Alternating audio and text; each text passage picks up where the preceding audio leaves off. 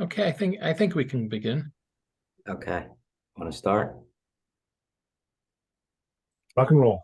Okay, I'll let me do a quick introduction. Rabbis Levine and Rabbi Laufer are at a wedding tonight, and as the ranking member of the Education Committee, I'll be doing the introduction tonight.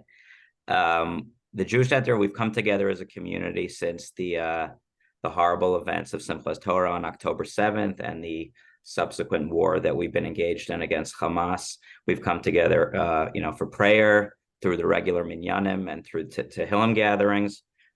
We've studied together as a community.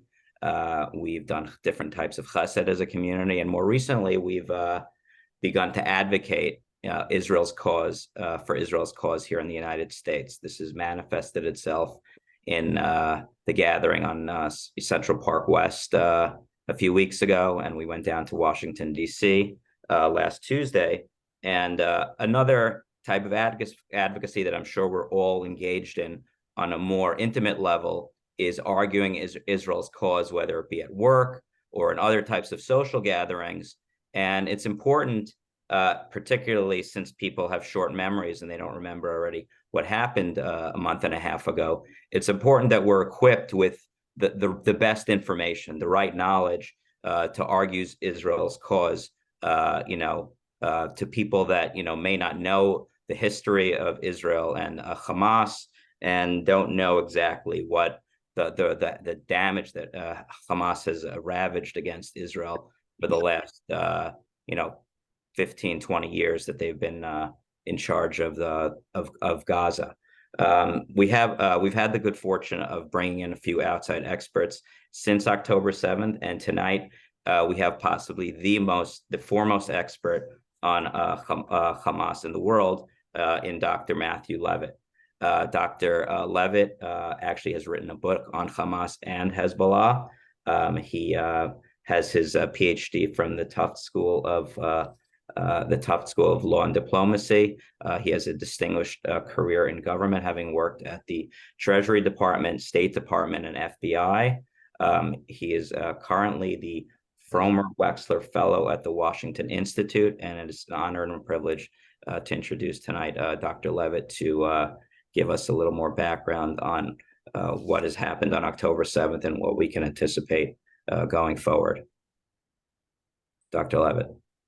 Thank you, Joe. First of all, call me Matt, please. Thank you so much for having me. It's a pleasure to be here. Everybody is going to be welcome to ask whatever questions they want, except for Avi Silvermetz, who I see is on the call and grew up in my house. Avi, I'm taking no questions for you. You're no good. Really good to see you. I love you. All right. So listen, I'm that strange modern Orthodox Yid who's actually been to the Gaza Strip, not in many years since Hamas has been in charge, and who goes about once a year, once every few years, not since the pandemic, into the West Bank as well.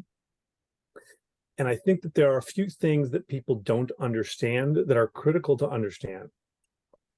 The first is that Hamas does not speak for the Palestinians.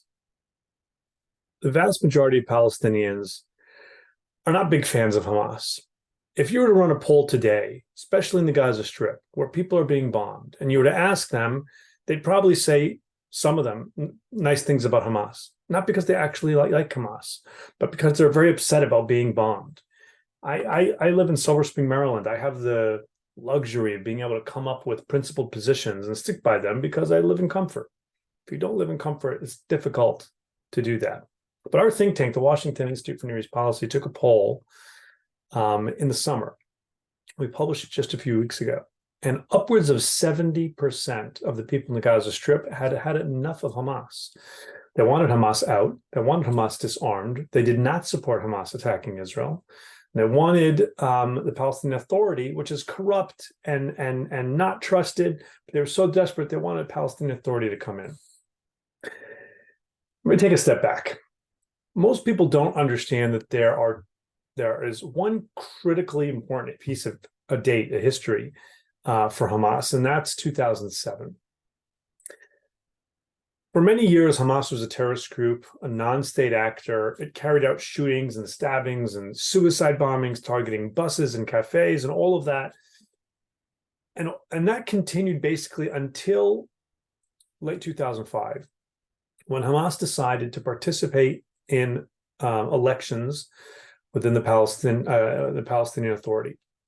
2006, they won those elections. Again, not so much because people loved Hamas. It was a tremendous protest vote against the Palestinian Authority. It was very, very frustrating to me and to a whole bunch of other people that the US government at the time, under President Bush and Condi Rice as Secretary of State and National Security Advisor, really, really pushed these elections when a lot of us warned that elections don't make a democracy. Democratic elections are held when you run them on the basis of civil society. But if you don't have a civil society, you're going to have one man, one vote, if you're lucky, one time. And that's in fact what happened. Hamas wins the election. They are leading this national unity government with Fatah, which is their main competitors within the Palestinian Authority. And they're trying to change the Palestinian Authority from within. They're trying to reduce, even eliminate security cooperation with Israel. They're trying to change the Palestinian Authority, completely move it away from the idea of a two-state solution to one that represents Hamas's view, which, to be clear, is the destruction of Israel and the creation in its place of an Islamist, not a moderate, not a secular, but an Islamist state in all of what Hamas, considers to be all of historic Palestine, meaning all of Israel, all the West Bank, and all the Gaza Strip. Because of that, there was fighting within the Palestinian community because most of the Palestinian Authority, Fatah, did not agree to that. And ultimately, Hamas took its weapons, turned them on fellow Palestinians, and took over the Gaza Strip by force of arms. So remember, Israel withdrew from Gaza in 2005. No settlements, no military, not a single Israeli left. Now, Hamas will tell you it's still an occupation because they don't have control of their borders, because there was a siege. And my answer to that is the only reason the Israelis, and by the way, the Egyptians, remember, Gaza's right between the two, were so concerned about what goes in and what doesn't go into Gaza was because Gaza was being run by a terrorist group committed to Israel's destruction. And from Israel's perspective, Egypt's perspective, Hamas is the Palestinian branch of the Muslim Brotherhood. And Egypt was very wary of Muslim Brotherhood taking power, which later they did briefly. And so they were equally concerned about Hamas in the Gaza Strip. So now you have Fatah controlling the West Bank parts that are under Palestinian control, and you have Hamas controlling the Gaza Strip. At this point, lots of people were saying that Hamas was going to do one of two things. Either it was going to moderate, actually ideologically moderate, and say, you know what, we don't need all of historic Palestine. We can do with a two-state solution. It'll be okay. That was preposterous. That was just a fundamental misreading of what Hamas is and what it means to be a fundamentalist jihadist organization. Say what you will about them, but they believe what they say. They believe they're doing God's work. Lahavdil. And there were others who said, look, Hamas isn't going to moderate, but they're going to find out that, governing is much more complicated than just being an insurgent or a terrorist group, where all you have to say is what you don't want. When you are governing, you have to provide. And there was something to this, because until this point, when Hamas provided social welfare benefits to Palestinians, which it does, it was never responsible for that. It was never expected. And so Hamas would provide just enough support for people to be able to get over the poverty line. No one was angry at Hamas that that's all the support they provided. They were so grateful to Hamas because Hamas, they don't have to provide us anything. They're just doing it from the kindness of their heart. Now Hamas is in government. Now Hamas is expected to provide services, from garbage collection to teachers' salaries and everything in between. And whatever they don't provide, they're going to be held accountable for. So many people said, look, they're going to find out just how difficult this is, and they're going to be co-opted by the daily requirements of governing. They're not going to have time for jihadism. That was actually a somewhat more logical position, but equally based on a fundamental misreading of Hamas, because it presumes that Hamas, like a regular government, is going to prioritize providing for its constituency, which Hamas never did. Taking over Gaza was always meant to be the creation of some kind of a platform to attack Israel. Now, they did care about governing Gaza. They wanted to hold on to this territory. And so for the first few years after they took over in 2007, they had what I called at the time this ideological crisis. How do we continue to do what they call resistance and I call terrorism against Israel, while at the same time running the Gaza Strip? Because if we fire rockets at Israel, there's an address to fire back at us. So they had to figure out ways. So they built tunnels. First tunnels west into Egypt, to be able to smuggle goods for the economy, but also all kinds of weapons. Next, they started building tunnels east into Israel. And the Israelis correctly refer to these as attack tunnels, because the only purpose for those tunnels, dug from the Gaza Strip under the border fence into Israel, was to be able to carry out attacks, ultimately like the type that we saw on October 7th. And you may recall that this type of a tunnel is what they used to kidnap the Israeli soldier Gilad Shalit several years ago. Happy to talk to you about those tunnels if you want to know about them. I have been inside 5 or 6 different Hamas tunnels, all from the Israeli side after the Israelis sealed them off. I've been in 5 or 6 Hamas tunnels and one Hezbollah tunnel in the north. And then finally, they dug this spider web, this maze of tunnels inside of Gaza, which is what the Israel Defense Forces is struggling to contend with right now. And they did this so that they could move persons and weapons out of view from Israeli reconnaissance, from Israeli drones and satellites. They could build facilities underground where they could manufacture rockets of their own. For a while, Hamas was receiving rockets from Iran through the tunnels. But as the Israelis and the Egyptians began to shut down the tunnels, Hamas didn't build a new tunnel from scratch. If the tunnel was stopped here, they would simply build a new connector. But that meant that the tunnel wasn't a straight line anymore. And they started having to zig and zag through these tunnels. And some of these rockets were too long to be able to fit through the tunnels that were not a straight line. So Iran said, don't worry, we'll re-engineer the Grad Katyusha rocket for you, and it will unscrew into 3 pieces. Ultimately, they realized it'd be much more efficient if they just gave Hamas the know-how and the capability to manufacture their own rockets, which is what they did. And they did these in these underground caverns as well. Each time Hamas figured out a new way to try and attack Israel, the Israelis countered. So the Israelis put up a very sophisticated border fence. I know it ultimately failed on October 7th for lots of reasons, and we can get into that if you want. But it was a very sophisticated fence, and for many years it worked. They built an underground fence with very, very sophisticated sensors. I've toured it to be able to not only stop tunnels that are being dug, but sensors to be able to sense when tunnels are being dug. And they built a 4-tier anti-missile system, the most sophisticated air defense system of its kind in the world, to be able to shoot down projectiles that are fired from Hamas. The big problem there is that the system can be overwhelmed, and Hamas is shooting a projectile which is costing it, I don't know, a few $100s to make, maybe $1,000 for its nicest ones. And each one of these interceptors costs about $100,000.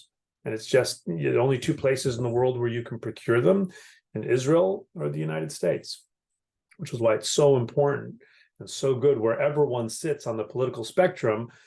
I think we all need to recognize the Biden administration has been tremendously, tremendously good on the issues. And every time I speak to Israeli military officials, which is pretty regularly, they tell me, Madam, I'm telling you, the relationship between Israel and the United States has always been spectacular across administrations. Nothing like this. It's provided before we ask for it. It's not my saying it. It's not an American, congressional staffer saying it. This is senior Israeli military officials saying it. Over time, Hamas realized that it was de facto being co-opted, not because it made a choice to be co-opted, but it really wasn't doing things that were going to get it where it wants to go. And it's uncomfortable to talk about it, but from Hamas's perspective, they needed to destroy Israel. And what they were doing, these rocket wars every 18, 24, 36 months, okay, it's killing a bunch of Israelis, it's killing Jews, but it's not getting us where we need to be. It's not changing the dynamic. And ultimately, they were feeling boxed in Gaza. I think it was after the 2021 war, and I think ultimately this is what we're going to find, that Hamas, together with Iran and Lebanese Hezbollah to the north of Israel, jointly made a conscious decision. This is not working. For Hamas, we're stuck in Gaza. We're busy with bureaucracy we don't care about. We want to destroy Israel. We got to break this dynamic. Iran is saying, equally, this is not working for us. Israel is actually making peace with other states in the region. I think that of all the things that happened with the Abraham Accords, the thing that most blew Iran's mind was not the huge number of tourists being welcomed in the UAE. Rather, it was the extremely fast delivery of joint Israeli Emirati cooperation on air defense, missile defense, and cybersecurity, which was effectively denying Iran two of its most potent tools to use against the Gulf states, let alone against Israel. And if you're in Iran, you're saying this is not good. Our enemies are getting together. They're cooperating to prevent us from doing what all of our efforts to be able to exert pressure and influence on them are being denied us. Iran certainly wanted to change the nature of what was happening in the region, and Hezbollah too. Ultimately, after the 2021 war, they got together and said, none of this is working. And this is open source. You can Google it. You can see that it was shortly after that war that Hamas and Hezbollah and Iran started meeting in Beirut, Lebanon, in what they referred to, not my term, their term, as a joint operations room. Now, the Wall Street Journal, shortly after October 7th, ran an article saying that Iran was deeply involved in the planning and the tactics and the execution of October 7th. And then there were all these other articles that said no. I think Iran definitely provided funding overall. They provided funding for Hamas since it was founded in 1987. If Hamas did nothing else other than that, certainly under American law, they're liable, they're responsible. When you fund and arm and train and provide intelligence to a terrorist organization, and then it actually does what you've been encouraging it to do, you can't pretend to be surprised. And of course you bear responsibility. But I think it loses the point. It doesn't make a difference if Iran actually knew. And by the way, I think it's probably true. This one thing that Hamas says is one thing I've ever believed that they've said. When Hamas says that because of operational security reasons, Hamas didn't know that it was going to happen on that Shabbat Yom Tov. And Yom Tov for us, not for them in Israel. And Hezbollah didn't know. Even Hamas politicians sitting in comfort in Doha, Qatar didn't know. I think that's probably true, because they desperately needed to control the information to make sure that the Israelis, with their vaunted intelligence, didn't find out about it. And painful, but the reality is they were tremendously successful. But if you look at what Hamas did on October 7th, it's obvious to me that Hezbollah played an important role, at least in the strategic direction. And I'll tell you why. I've been going to Israel at least once a year for a very, very, very, very long time. But I've been going up to the northern border and sometimes to the southern border, but to the northern border every year for 12, 15 years, something like that, touring it with military and intelligence folks and looking at Hezbollah as they look at me. And I wear a different baseball hat every time, so maybe they don't see it's me.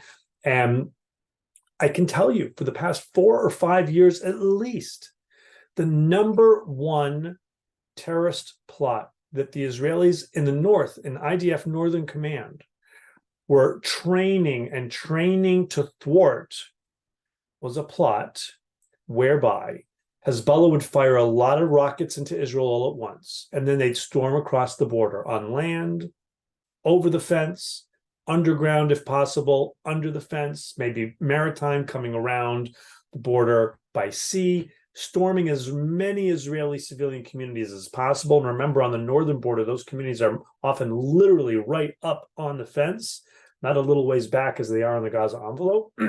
Kill as many people as possible, take as many people hostage as possible, dare the Israelis to come into southern Lebanon. Does it sound familiar? This is exactly what Hamas did in the south.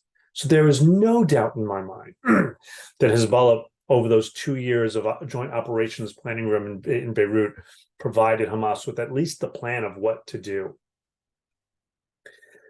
Why did it happen when it happened? I'm absolutely convinced that Iran and Hezbollah and Hamas were petrified at the prospect of Israeli-Saudi normalization. Again, I'm that strange modern Orthodox guy that travels places most don't. I was just in Saudi Arabia a week ago. My wife was very, very patient. I got home about 25 minutes before Shabbos, but I got home before Shabbos. And I can tell you that the Israeli-Saudi normalization wasn't about to happen, but it was moving, progressing nicely. Even the Netanyahu government, which isn't keen on moving towards a two-state solution, was going to accede to some of the Saudi demands to provide dividends for the Palestinians.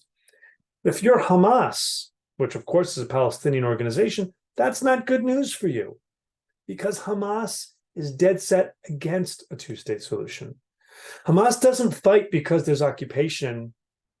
Hamas doesn't fight because there's lack of opportunity in Gaza. Hamas doesn't fight because there's no two-state solution. Hamas isn't fighting because there isn't a Palestinian state alongside an Israeli state. Hamas is fighting to destroy Israel and create in all of that space one Islamist state. And this, I think, is when you're talking to people in work and other places, I think people don't understand this. There's a lot of, in the kind of sense of the word, ignorance, meaning not knowing. And people see what's happening. They've forgotten what happened on October 7th. And they see the devastation that is happening in Gaza. And there's no denying it, right? Northern Gaza is flattened. There have been tremendous casualties. I'm not saying there was a great alternative that the IDF could have done. I blame Hamas for specifically doing everything within residential areas, not because that was the only place to do it, because that was the whole idea, was to have human shields. But I think when we're talking to people, we need to remind them that Hamas isn't all of the Palestinian people. Hamas officials have literally said in the days after October 7th, when asked why they built tunnels for their operatives, but not a single bomb shelter for their people, they said, that is not our job. We are not here to provide bureaucracy or services. Let the UN do that. We are here to fight. And another official said, let me be clear, we need the blood of Palestinians to be able to get world opinion. The whole plot, the whole strategy here was to kill as many Jews as possible, and non-Jews, by the way. They took Nepalis, they took Thais. It's not like they didn't know these people weren't Jewish. And to specifically do as much as possible, the most horrific, grotesque, brutal way. Hamas is not ISIS, but this attack was ISIS-like to the extreme, specifically to get the Israelis to come in, and they wanted as many Palestinian casualties as possible. Look, I think at the end of the day, whether you were sitting in Riyadh, Saudi Arabia, or Abu Dhabi in the UAE, or in Jerusalem, it's going to take time for this dust to settle. I don't mean to make this sound like this is going to be easy or quick, but when the dust does settle, I believe that all these countries are not going to be saying, that's it, we don't ever want to normalize. They're going to be saying, hell yes, we need to normalize relations. Because what just happened, if we're lucky, and Hamas has only taken the region to the cusp of regional war, please God, what will have happened is the runt of Iran's proxy network, the smallest, the least capable, will have brought the region to the brink of regional war. And if they can do this, if Hamas can do this, imagine what Lebanese Hezbollah can do. Imagine what the Shia militias, the Hashd al-Shabi in Iraq can do. What the Houthis, who have already started firing ballistic missiles at Israel, could do. And by the way, look at what's happened with those Houthi missiles. Some of them the Israelis have shot down with the Arrow system. The first time it's been tested in this kind of a situation, tremendous success. Some of them landed in open Egyptian areas on the Egyptian side of the border, missing a lot. So the Israeli systems don't bother to shoot down things. They're going to fall in an open system and not hurt anybody. Open place. Some of them were shot down by the USS Carney, a US naval vessel that's sitting in the Red Sea for exactly this purpose. Some of them were shot down by the Saudis. Not because the Saudis thought that these rockets were aimed at them. They clearly were not. There's something happening here. And without going into the details of my trip to Saudi Arabia and other countries in the region, and I'll be going back in a couple of weeks, if you ask them to do big things publicly, they're not going to do it. They are petrified that the protests that they're seeing across Europe and in the United States are going to come to them, and they're very, very worried about the domestic implications of people seeing Palestinians wounded and killed on their phones all the time. But there is no love lost for Hamas. And when you talk to them about doing things like quietly doing things to deal with Hamas money, you don't have to ask twice. It's a different type of a situation. So I really do think there's lots of ways this can still go wrong, but there's potential light at the end of this tunnel. One more thing, and then I'll stop and take your questions. From the Israeli perspective, of course, what's happening in the south is devastating, but from a cold military perspective, what is happening now, I'm not referring to October 7th, but what's happening now, it's going pretty well. There are two things that I'm concerned about. The first in the south is the Israelis have basically cleared the north of Gaza. There's still some stuff they're doing. It took some time, but anybody who expected it wasn't going to take time for them to find specific tunnels in the hospitals, doesn't understand how these things work. I feel like people just watch too much TV and too many movies and expect that, by the time the next commercial ends, they'll have all the answers to all your problems and all the evidence for you on a silver platter. But I worry about the second phase going into southern Gaza. The tremendous numbers of Palestinians have fled to the south, so the Israelis have instructed them to do. Hamas is in the south as well, especially in Khan Yunis. You can't tell those people to go back to the north. There's nothing to go to. It's mostly destroyed. The Egyptians are never going to agree to let numbers of Palestinians cross into Egypt, set up tent camps there until the war is over. That would be the most logical thing to do, but the Egyptians aren't going to do it for a whole variety of reasons.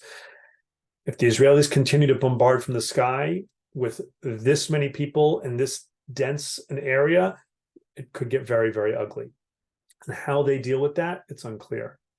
It may be that they decide to pick their foot up off the accelerator. If there is a serious deal, please God, that frees significant numbers of the hostages, especially if it's big, big numbers of the hostages. I could see Israeli decision makers saying, okay, look, so we're not going to destroy Hamas within the next 3 weeks. We are still committed to destroying Hamas in the Gaza Strip. And by the way, I've told the Israelis many times, please, please, please stop talking about annihilating Hamas, destroying Hamas. We've never destroyed a terrorist group through military campaigns. The US-led international coalition against the Islamic State didn't destroy ISIS. There's ISIS cells all over the world. We inflicted territorial defeat on them. That's what Israel wants to do in the Gaza Strip. You want to end the Hamas governance project, end the Hamas safe haven military buildup project, end their ability to have domestic missile and rocket manufacturing in the Gaza Strip. The goal should not be to try and kill every Hamas guy, because that just won't happen. But I could see them lifting their foot off the gas and saying, we'll do this over a long period of time. The second factor to all of this comes from the north. Hamas obviously had capabilities, and its intent to inflict brutal, brutal harm is obvious. But Hamas is a fraction of the threat of Hezbollah. Hezbollah has 150 to 200,000 different types of rockets. Some of them can just barely go into Israel. Most of them are not smart rockets. You aim them at a general village or a city and you hope it goes that way. At least several hundred, though, are smart rockets with significant payloads that can, some of them go the entire distance from the north down to Eilat. And some of these are not rockets that you aim at a city or a neighborhood or a block or a building, but a window. Hezbollah has capabilities that make Hamas and frankly most sovereign countries look tiny. So far, Hezbollah has limited what it's done. Now, that limit has been painful. Over 1,000 rockets fired from Lebanon since October 7th. Much like in the south, where these destroyed neighborhoods have been evacuated, huge numbers of communities in the north along the border have been evacuated, including Kiryat Shimona, which is what, 20, maybe close to 25,000 people. But so far, Hezbollah has not done more than firing rockets and anti-tank missiles and mortars at primarily military targets in a 1 to 3 mile range of the border. And frankly, though horrific and every death is a tragedy, from the IDF perspective, that's something they can tolerate for quite some time. Hezbollah's escalation ladder would be, if they were to decide to go from 1 to 3 miles in to 3 to 5 or 3 to 10 miles in. There you'd get a lot more civilian communities. You'd have, instead of IDF military posts, which are small on the border, you suddenly would have in that range much larger military bases, some of which are located right next to civilian communities. So for some of those rockets that can't be aimed so well, greater potential for miscalculation and misfiring. That would be very, very bad. And then the third phase would be, 10 to 40 miles in. That would be full-fledged war. There are two reasons I think Hezbollah is not doing this, but I'm going to caveat it in a second. The first reason is Lebanon is facing a severe political and, even more importantly, economic crisis. Hezbollah has been on the back foot for some time, especially after the Beirut explosion, which they have tried to undermine that investigation at every turn, making people think that maybe they did play some role because they controlled that part of the port. And maybe that was ammonium nitrate that Hezbollah was stockpiling to deliver to Assad so that the Assad regime could use them in his barrel bombs against his own civilians. It's not something, a war is not something that almost anybody in Lebanon wants, except for the most hardline Hezbollah operatives, and they understand that. And they understand that, unlike the last war with Israel in 2006, the IDF war plan is entirely different, and it would make what they're doing in Gaza look like not so bad. The second and maybe more important reason is that those rockets come from Iran, and they come with expectations. The Iranian nuclear issue has not gone away just because Iran and its proxies have set the region on fire, which, by the way, means we need to be able to walk and chew gum. We need to deal with the Iranian nuclear file and with Iran's malign activities in the region, which we've not done well for several administrations now. Iran wants Hezbollah to have those rockets available as a deterrent against Israel or anybody else targeting Iran's nuclear program with a military strike. And they want those rockets to be there also so that if the deterrence fails and someone does strike Iran's nuclear program, those Hezbollah rockets are intended to be Iran's second strike capability targeting Israel. For years, the Israeli strategy was one of calm, maintain calm in the south, which seemed pretty simple. As long as there was enough economic opportunity in Gaza, you could manage this conflict. That was the policy, not because they thought it was so brilliant or would work forever, but because they were trying to manage a conflict short of sending Israeli soldiers, everybody's sons and daughters, into Gaza in what could have been and what still could be a very, very costly battle. That policy failed. And in the north, they're realizing that policy therefore can't work for forever either. And that's going to be something that's ultimately going to have to be dealt with. Now, I told you I'd caveat my assessment of Hezbollah in the north, and that's the following. About a week before October 7th, I participated in what's called the Black Swan exercise. A Black Swan is an extremely unlikely event. You're told to think way out of the box, but it's one that, if it happened, however unlikely, it would have huge implications. And of course, the reason we were all doing this is because it was about to be the anniversary of the Yom Kippur War, which is the classic example of a Black Swan event. Nobody in the room, not me, and I wrote a book on Hamas, I wrote a book on Hezbollah, nor all the other people, no one came up with anything close to what happened on October 7th. Which means we all, especially those of us who spend a lot of time thinking about this, need to reassess our assumptions and our paradigms. And so I forced myself to think, Okay, so there's plenty of good reason to think why Hezbollah might not get involved in this war. But what if? What if, God forbid, the war takes a turn for the worst for Israel, and Hezbollah finally says, wait a minute, maybe this is the end of the Zionist entity, and they're going to want to get involved? That could happen. What if Israel really is very, very close to dislodging Hamas from the Gaza Strip, and Hezbollah decides that, you know what, we can't allow that to happen 100%. We have to get more involved to prevent that. Ultimately, you need to remember that the head of Hezbollah, a guy named Hassan Nasrallah, has been saying for years that Israel is weaker than a spider's web. Now, this is a theological extremist. He believes he's doing God's work. And then things begin to happen in Israel that make him think that, wait a minute, no, really, I'm right. Like, God's proving me right. All this social upheaval in Israel, all this political upheaval in Israel, all the judicial reform debate, huge rallies every Saturday night, people saying from elite combat units, I'm not going to come fight. Look, the fact is, Hamas and Hezbollah have unified Israel like nobody else could. But if you're Nasrallah, I could see a situation where things take a turn for the worse for Israel. And he says, wait a minute, that spider's web thing was right. And so we need to be very, very focused on Hezbollah. Ultimately, and here again, I'll just end on what I think is a positive note. I could not have written the president's speeches better myself, and more than a speech, what the U.S. has done, sending 2 aircraft carrier groups to the Eastern Mediterranean, sending ships to the sea, the Red Sea, and sending another aircraft carrier to the Gulf near Iran, the message is clear. And when the head of Hezbollah says, I'm not intimidated by all your ships, what I read is, I see your ships. President Biden said, if you are thinking about getting involved in making this worse, don't. And I hear the president saying, don't, and the head of Hezbollah saying, I hear you. He went on TV for the first time, and everybody, myself included, was really, really nervous. The man doesn't go on TV unless he has something to say. No, he went on TV because he was under so much pressure. There were memes. There are songs mocking Hezbollah for how little they've done. And he had to explain, no, we're tough. And he basically spent an hour saying everything we're doing is tougher than you think.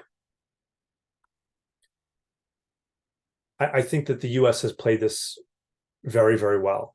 And the U.S. has been clear that it doesn't want to get involved in the fighting, but it also will not tolerate a situation where Israel faces any type of existential threat.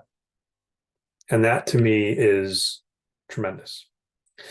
I am hoping you have questions. I am here to answer them. Dove, you let me know if you want me to just go to the chat. I see there are a couple of questions there, or if you want to moderate them yourself. Yeah, if people could post to the chat, I think that would. All right, so I have one that came into me directly. Can you speak to Qatar's role in hosting senior members of Hamas, and whether Qatar's approach is similar to that of Saudi Arabia that you just described? That was my question. Good. Yeah, okay. So it's very, very different. Qatar is a different actor in the Gulf, and very, very different from Saudi Arabia. Qatar is a tiny little peninsula that sticks out from Saudi Arabia. The vast majority of people who live on this plot of land are foreign workers. It's a population of Qataris of something like a few 100,000, maybe 800,000. And they are the wealthiest people in the world by virtue of having stumbled on massive gas reserves in their territory underwater, some of which they share with Iran. Part of the gas reserves in Iranian territorial waters, and some is in Qatari. They realize that this money enables them to punch above their weight. And they also realized that they could create in the beginning of the cable news era, they created something called Al Jazeera television. Al Jazeera has an English cable news and print, and it's a little bit more moderate. And it's a lot less moderate in Arabic. There's only one rule for Al Jazeera. You don't say anything other that is not incredibly praiseworthy of Qatar. And so Al Jazeera is critical of everybody else. And they say, look, it's freedom of speech. We can't, but Al Jazeera will never say anything. They won't say that the Emir of Qatar sneezed yesterday. Nothing. That's the rule. Qatar is, as a government, as a royal family, they are more Islamist. And I don't have any problem with someone being religious. I'm religious, right? But there's a difference between being religious and being a political Islamist. And so around the world, Qatar has supported militant groups that are fundamentalist in Syria, in the Palestinian context, in Libya, etc. And they're very, very comfortable having people like the Taliban in Doha, the capital of Qatar, having Hamas, etc. Now, I think it's worth breaking it down a little bit, because Qatar will tell you, look, we do all of this at the request of the West. And it's not entirely the request, but they're not wrong when they say that the West likes having an address where they can go and Qatar can serve as an intermediary. That's true. That's why Qatar so typically plays this role on hostage negotiations. It's not only in the case now of all the hostages being held by Hamas. They've done this in many cases. The fact that Hamas leadership lives in luxury in Qatar is really beyond the pale. And even the Qataris have come up publicly since October 7th and say, we realize we're going to have to reassess that. It's not going to happen so long as we're trying to mediate hostage release. To that, we need to have people here, but okay. One thing that I think that people keep kind of hitting Qatar over the head about, though, that I think isn't fair, is that Qatar was providing hundreds of millions of dollars to Hamas to pay salaries for Hamas government bureaucrats in the Gaza Strip. And the reason it's not fair to hold them, kind of yell at them about that, is because they were doing that in cooperation with Israel. They were doing this in cooperation with the government of Bibi Netanyahu. Right? Netanyahu's policy was, as was Bennett's and others, Gaza can't be solved. I'm not sending the IDF in to clear it out. So what we're going to do is we're going to make sure there's enough, just enough economic opportunity in Gaza, and that'll make people so they don't want to put it all at risk. The truth is, as a policy, it didn't exactly fail. I think it was actually so successful that the vast majority of Gazans, like I said, this poll we had, over 70% didn't want Israel attacked. And I think that it failed in that Hamas looked at this and said, no, we have to do something, because this, people aren't interested in fighting anymore. We have to change that dynamic. So it's not exactly fair to say, well, Qatar's terrible because they were providing all this money to Hamas when they were doing it literally through Israeli bank accounts. They were doing it in cooperation with the Israeli Ministry of Finance, and for that matter, in full cognizance of the United States, because in our support for Israel, we were saying, okay, if this is what it takes, this is what it takes. But there's going to be a reckoning for Qatar on this without questions. All right, the next question asks, how scared are we of this very serious threat from the north? We are planning a JC mission to Israel for the end of December. What do you say to security of traveling there to help volunteer and show them support at this time? So look, I'm a big proponent of missions. I'm trying to figure out a time when I can go professionally. The problem is that the people I talk to are fighting a war right now. I can't go talk to the senior military or the intelligence people. They're a little busy right now. But like my brother-in-law is Rabbi Mark Dratch, is the vice president of the RCA. And, and he just made Aliyah with my sister. And, there's RCA delegations going every week. You spend one evening at my sister's, she cooks dinner for them. And it's important for people to go. And it's important for people to show solidarity. It's important, if they can, to do things to help the Israelis from farming and other things, because 300,000 people who aren't able to go to work every day. I do think that there's utility in buying refundable tickets, having travel insurance, in case things go sour for a period of time. But I generally think it is safe. Don't go places they tell you not to go. Do not think that, Iron Dome and David Sling and Arrow missile will knock everything down, so I don't need to go into a shelter. If there's a shelter warning, get to a shelter. Do not play around with this. If you're someone who has anxiety, if you be honest with yourself about whether or not this is the right thing for you to do. But nobody can tell you whether to go or not.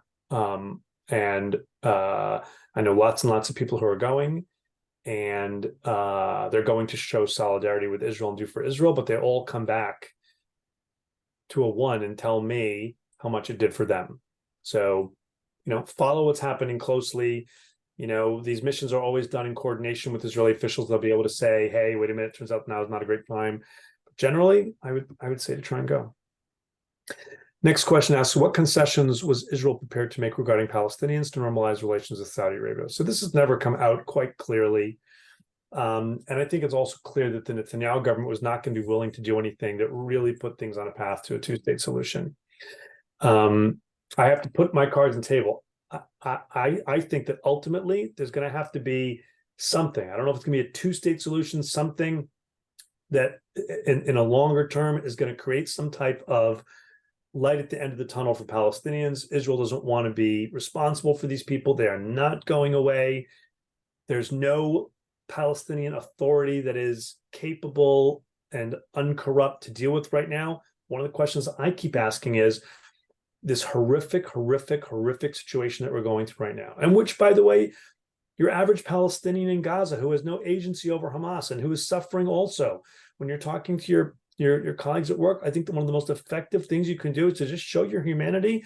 It does not detract in any way from the pain and trauma we are all feeling over October 7th, to show that we feel pain when some Palestinian kid has a house fall down on them.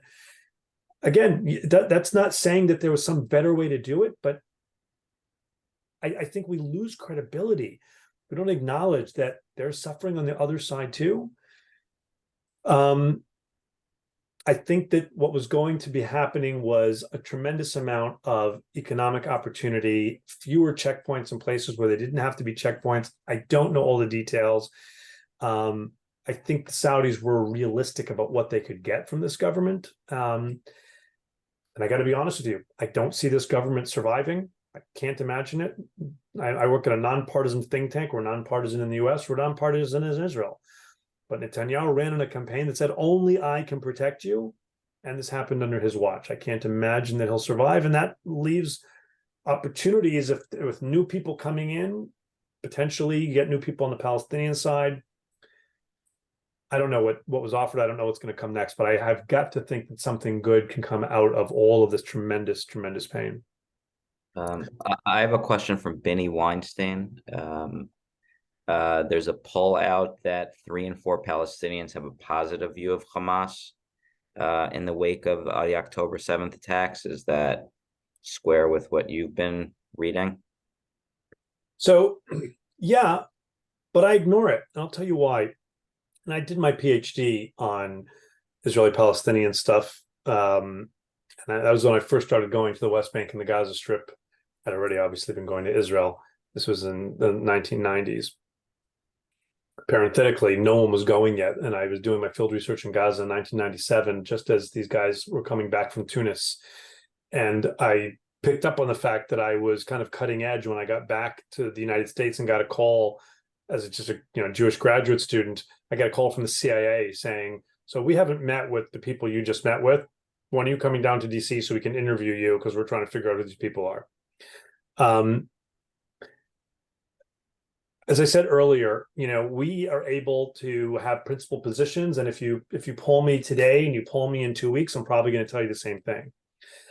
Palestinian polling fluctuates wildly, depending on what their situation is in the moment. And every single time life is difficult for Palestinians, whoever is responsible for that, they will poll in an angry way. Look, if I were a dad in the Gaza Strip right now who doesn't much love Hamas, but is just trying to get my kid and my wife and my family through the day, I'd also really be angry. And I'd probably say nice things about whoever was fighting the Israelis, because it's the Israelis who are dropping bombs on me. I'm not saying I agree or that it's wrong or that I'm just saying, like, we can't look at this as a comfortable American and say, well, who, under what circumstance could anybody possibly say something nice about Hamas? I have nothing nice to say about Hamas, but I understand when some Palestinians in the heat of the moment and fearful of their lives do. which gets to the next question. What are some of the ideological differences between Hamas and Hezbollah? Breaking my own rule because this comes from Avi Silvermitz. Look, ultimately, it's interesting. Hamas is a Sunni Muslim organization, and Hezbollah is a Shia Muslim organization, Shia like Iran. And the Shia and the Sunni sometimes don't like each other very much. In the context of the Syrian civil war, that sectarian divide got really, really, really heated. And each side was radicalizing people and recruiting people to come fight with these messages of, the Shia are coming to rape your women and kill your children. And the Sunni were saying the same on the other side. The fact is, however, that Sunnis and Shia will find common ground. It's my enemy's enemy is my friend kind of a thing. And so Sunni, Hamas, and Shia, Iran, and Hezbollah work very, very, very closely together. They're almost attached at the hip. They did have a little bit of a break during the Syrian civil war. Hamas got very uncomfortable. Their external headquarters had been in Damascus for many, many, many years, and the Syrians had supported them too. Suddenly, the Syrians were dropping barrel bombs on fellow Sunnis, and that made Hamas feel very, very uncomfortable. So they left Damascus. They broke with Syria. Of course, Iran was supporting Syria, so Iran got mad at them. But that has all been papered over. At the end of the day, the ideology that matters for them is they all want to destroy Israel. They all want to create an Islamist Palestinian state in its place, and that drives them to work very, very closely together. I have a question. Is there a way to freeze the assets of all the Hamas leaders in Qatar? So there's a tremendous amount of work being done on this right now, all of a sudden. And more than the assets of the Hamas leaders, which I think probably some of the public numbers that are floating around are exaggerated. I mean, I know that some of them are exaggerated. Among the things I've done in U.S. government in my past life was I served as the Deputy Assistant Secretary for Intelligence and Analysis at the Treasury Department, which also made me the Deputy Chief of one of our intelligence agencies. And I have no doubt that, Ismail Haniyeh and Khalid Mishal and all these guys in Qatar are living lives of luxury, but hundreds of millions of dollars, I don't buy it. Are they signatories on Hamas accounts that are institutional accounts? Maybe, but that much money they don't. I doubt it.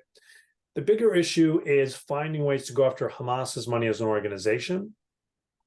Iran gives them a lot of money. They had been making even more, 3 to 4 times more money than they got from Iran, even just by virtue of controlling the Gaza Strip.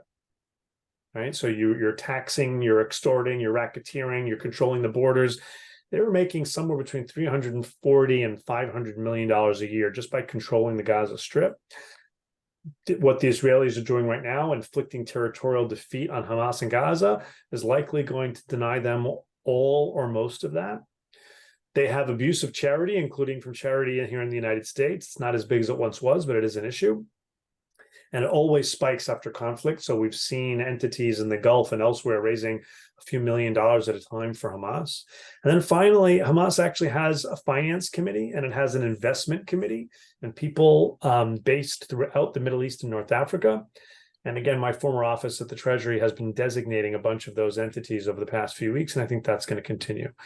What can be done about the Hamas leaders' money in Qatar bank accounts? I think we're going to hear more about that, but I think we're probably not going to hear about it in the moment while we want Qatar to be negotiating with and through them to secure the release of as many hostages as possible. That has to be a priority.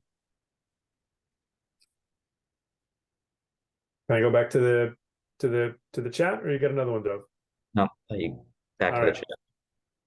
Is Iran's hostility to Israel primarily religiously based or primarily geopolitical? It's religiously based. A lot of people don't remember that until 1979, until the Islamic Revolution in Iran, one of Israel's closest allies in the region was Iran. I go to Australia for work from time to time, and I'm always reminded that, Australian Jews, the way to fly to Israel was to fly from Australia to Tehran. You stayed over for a couple of days because it was a really beautiful Jewish community, plenty of kosher restaurants. right? People would specifically arrive on a Thursday, stay over Shabbos, and then catch a direct flight from Tehran to Israel, right? Now they've got to go through Thailand or Singapore or the UAE. It is religious, but it is political in the sense that Iran's type of religion is political Islamism, right? That they've created a state that's all about certain things, including being anti-Western and committed to the destruction of Israel. But it is ultimately theological. And the problem for Iran is that the vast majority of Iranians are not interested in this. They don't hate Israel. They're not into Islamic extremism. They want to travel to the West. And there's a massive youth bulge. So it's one of the reasons I think we're seeing the Iranian regime be so hardline and aggressive. They feel the need to secure their revolution before the supreme leader dies. And you have a whole generation that comes up and is overwhelmingly not fundamentalist. What sort of information do those involved in negotiations for release of hostages have about the condition of the hostages? Yeah, I don't know, and if I didn't know, I wouldn't tell you. What we do know is that they're not all held in the same spot. It's become quite clear that even Hamas doesn't know where all of them are, because Hamas isn't holding all of them. That seems to be one of the holdups right now.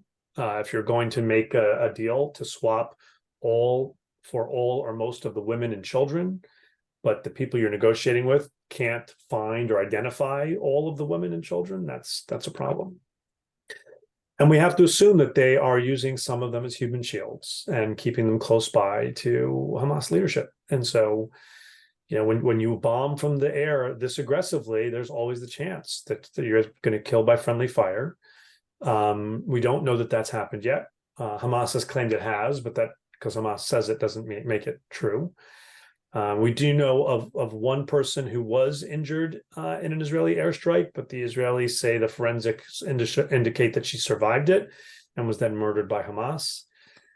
But we're all very, very concerned about the hostages. Look, you know, I mean, one of the things that's unique about this is that, you know, the last time we had a situation where people were so worried about Israel's existence was 1973. I don't remember it. I was only a few years old.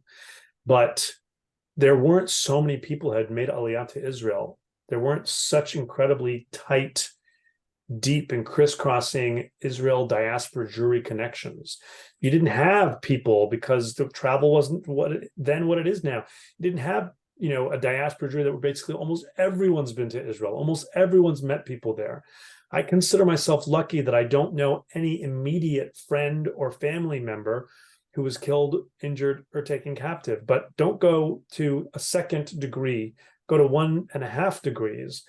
And I do know of a distant relative who was killed. And I do know of relatives of friends who've been killed. And I do know of people in similar connection to me who've been taken hostage. And I know for sure, I assume for sure that I'm not the only one on the call like that. So the hostages is going to continue to be a very difficult sticking point here.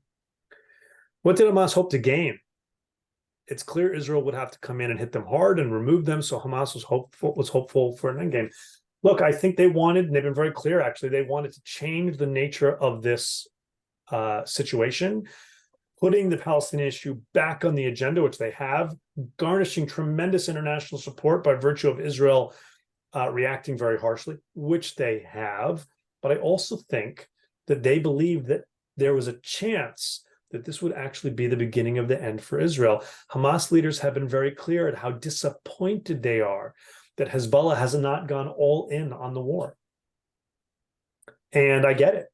If Hezbollah had been firing thousands of rockets a day, they've shot 1,000 rockets in the past few weeks. If they were shooting 1,000 rockets a day and taking out critical infrastructure, and Israel had to really fight on two fronts, which still could happen, God forbid. If Iraqi Shia militias started storming into Syria to try and break the border from the Golan, if they started firing their own rockets at Israel from Western Iraq, if the Houthis fired more rockets at southern Israel from Yemen, it could have been much, much worse. And they anticipated that there would be. They miscalculated. But at a minimum, and I think they also, it's kind of a mea culpa, like Hassan Nasrallah had Hezbollah after the 2006 war. He said, if I only knew that Israel would have reacted, was going to react as harshly as it did after I sent my guys to kidnap some Israelis into Lebanon and kill them, I wouldn't have done it. And I think, I don't know if Hamas would say I wouldn't have done it, but I think Hamas didn't expect it would be quite this. Israel has, kind of flattened part of Gaza before, but never to this extent. What do you think the impact will be of the release of the $10 billion to Iran with regards to the war? I actually think it'll be nothing regards to the war. Iran doesn't need $10 billion more to help Hamas prosecute this war, right? Iran gives Hamas about $100 million a year. It has that money available without this $10 billion, without the $6 billion that was released to secure the freedom of American hostages. I'm uncomfortable with Iran getting that money, don't get me wrong. But for all the politicians who are saying this $6 billion or this $10 billion is what funded the attack from Gaza, it's just not true. We should be concerned that Iran is getting more money to do bad things, yes. But ultimately, even under President Trump's maximum pressure campaign, what happened is that the Iranian economy took huge, huge hits. If that was your goal, it was successful. But the stated goal was not to make the Iranian economy implode. It was to make it so implode that Iran would not be able to fund its proxies, would not be able to fund its nuclear program. And that was not the case. Iran still prioritized funding proxies and funding the nuclear program. And if it meant that citizens didn't get enough services, that was fine with Iran. All right, we have a bunch more questions, but I have a 9 o'clock shul appointment. I sit on my shul's security committee, and we have a 9 to 10 o'clock appointment tonight. So I need to run, but I'm very, very grateful to all of you for taking the time. Thank you, Dr. Levitt. We appreciate it.